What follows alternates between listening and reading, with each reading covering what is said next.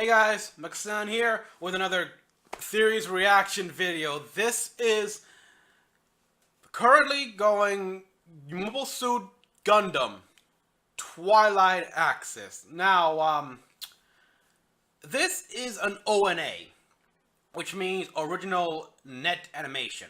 Now, a little bit of backstory here. Alright. For those of you who don't know, Gundam is the Japanese audience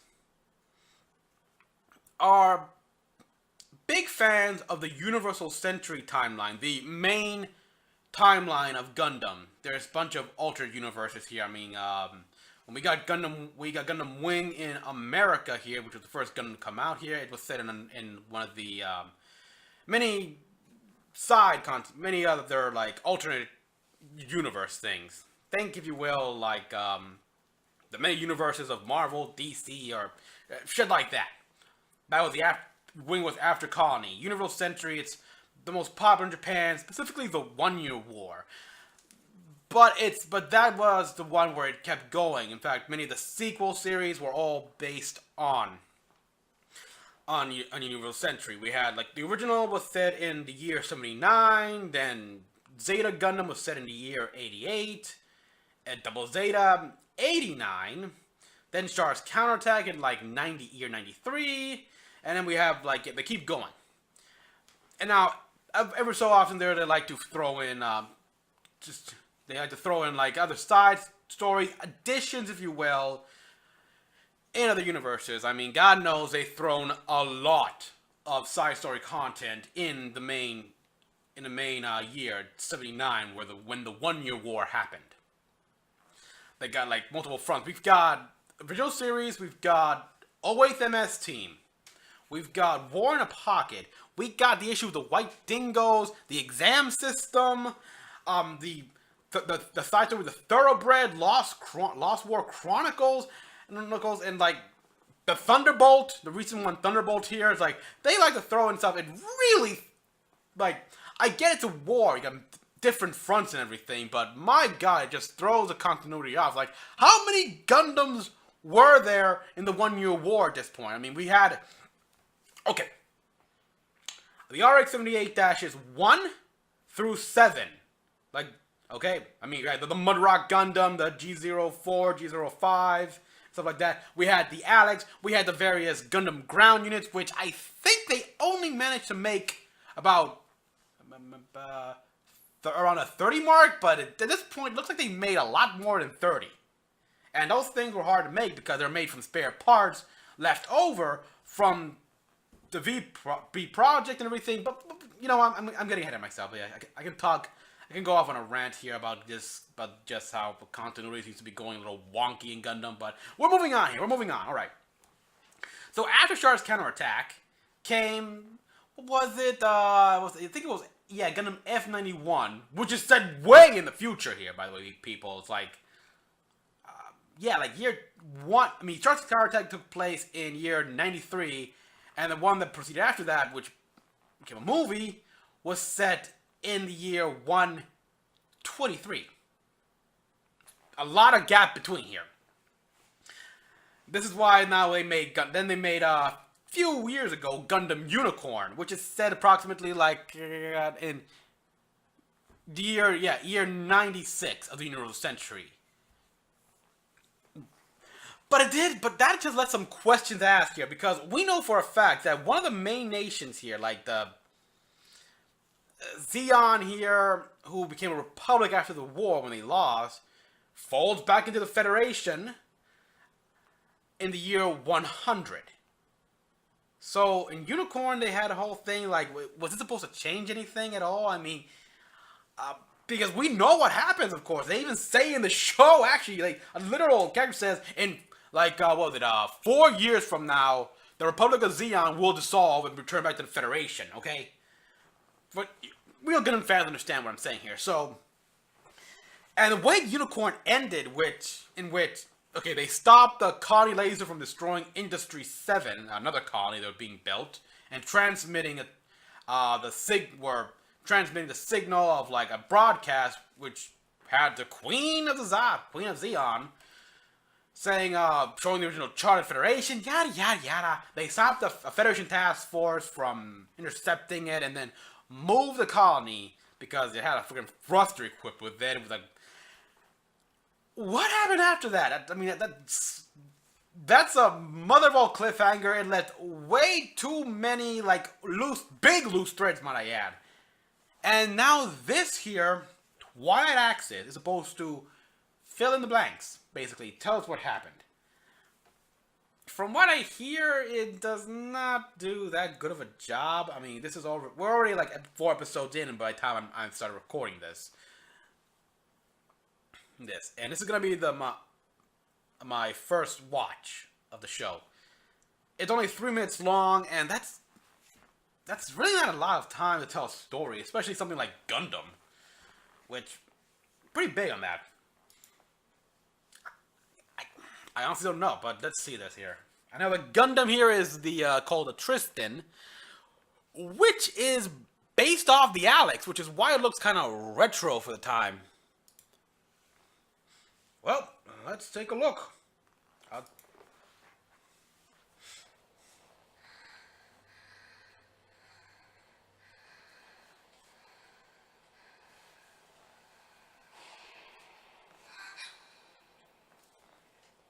Okay, she's supposed to be the pilot, right? That's a Red Gelgog, Sharon Lala.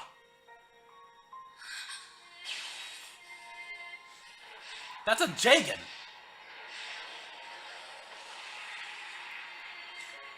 There's the Tristan. It's a nice looking Gundam. Very nice looking. I do like the retro look, by the way. Nice callback. At least I think that was a Tristan. Was that the Tristan? Yeah, I think that was.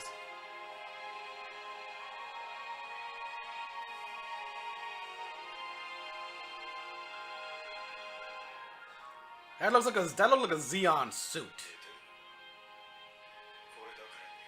Darn new types. Yes. What does new type being a new type has to do with anything?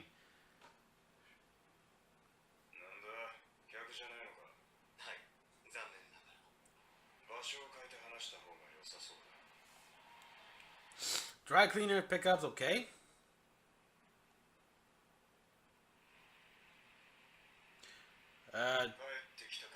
Back at Axis? Oh, this is a piece that...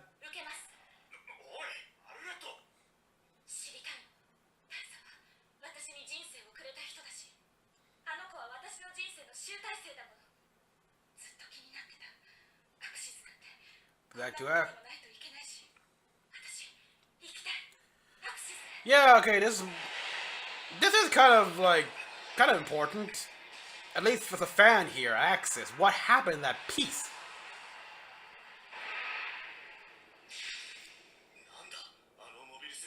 It's a Gundam. Whoa!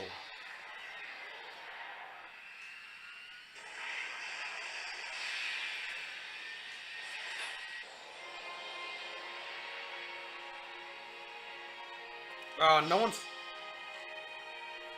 Okay, I don't think the main character is potting, but that... Oh, yeah, that's a beautiful shot. Oh, boy, yeah, that's a beauty.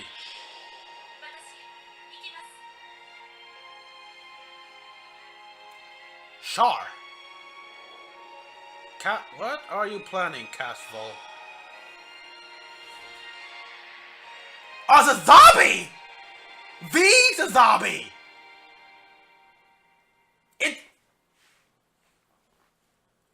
It looks intact! Salvageable! That's a Zaku 3!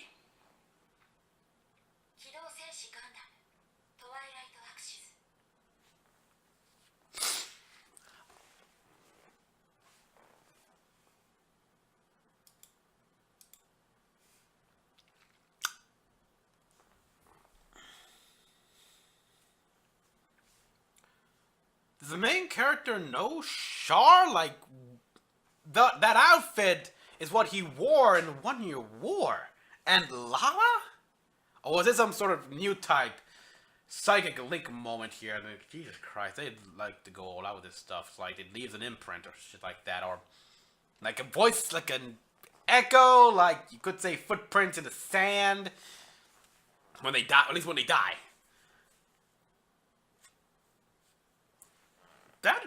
That's a nice looking Gundam too, by the way. It's in a Zaku 3, and there's a zombie. The zombie is still in Axis.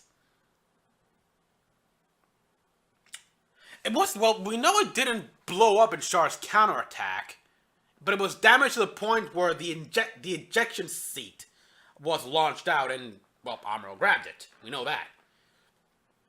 Are you telling me they left the freaking thing on the asteroid when it was somehow like the psycho field moved it away from Earth? They just left that piece of incredibly advanced new type technology there that was custom built by Char as novel.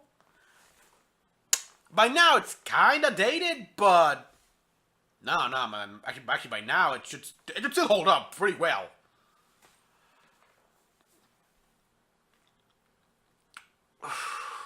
I don't know.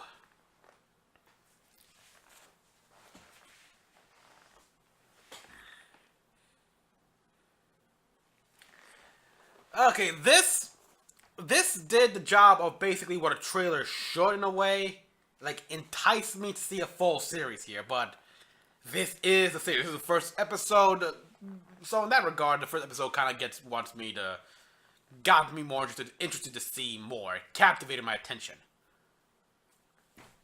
So, yeah, people, tune in for the next episode. Thank you all for watching. Comment down below what you all thought. Like and subscribe for more videos. And until next time, this is Mecha-san, logging out.